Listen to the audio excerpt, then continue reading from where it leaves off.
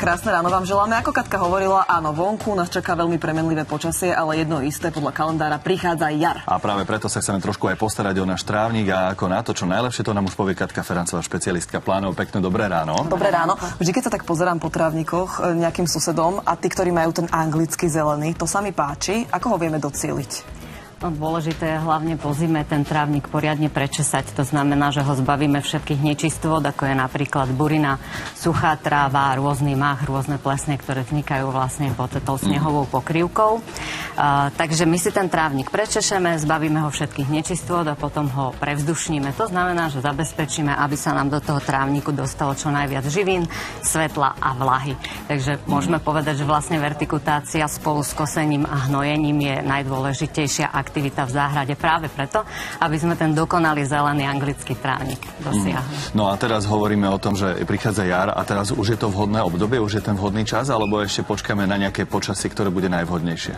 Tak vertikutácia to nie je zase nejaká náročná aktivita, stačí vertikutovať dvakrát do roka, na jar a na jeseň.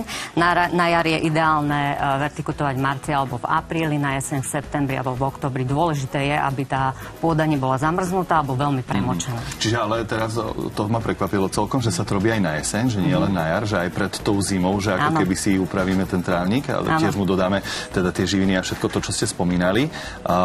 Vertikutácia je vlastne vďaka stroju vertikutátoru, ktorý sa nám priniesli ukázať.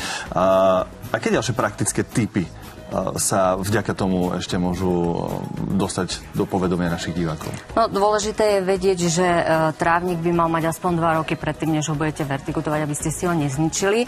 Taktiež treba trávnik pokosiť predtým, než spravíte vertikutáciu a v podstate ešte tie stroje rozdeľujeme na také 3 skupiny a to sú stroje, ktoré sú elektrické, akumulátorové a benzínové. A ako si vybrať, ktorý je pre mňa vhodný? Či je to iba moja preferencia nejaká? Nie, dôležité je vedieť iba to, akú máte veľkú záhradu a trávnik. Pokiaľ máte menší trávnik, tak vám postačí vertikutátor, ktorý je akumulátorový alebo elektrický, ale musíte mať pri elektrickom dobrú dostupnosť elektrickej sieti. Toto sú menšie stroje a ľahšie stroje a pre veľkú záhradu a veľký trávnik je lepšie zakúpiť si vertikutátor benzínový, pretože on je väčší, má širší záber, ale je aj ťažší. Skôr ho teda ovládajú muži. Čiže vy ako žena akčná si skôr kúpte ľahší a menší vertikutátor. Si sa chcela akože poriadne vyblázniť v záhrade, tak s takýmto asi elektrickým prežem. Ďakujem za radu, mňa by to aj veľmi bavilo. Ja som u detka vždy rada aj kosila, čiže áno, to je moje. Ďakujeme krásne, hor sa do záhrady. Určite. Ale hor sa aj prebudzať tvorivosť.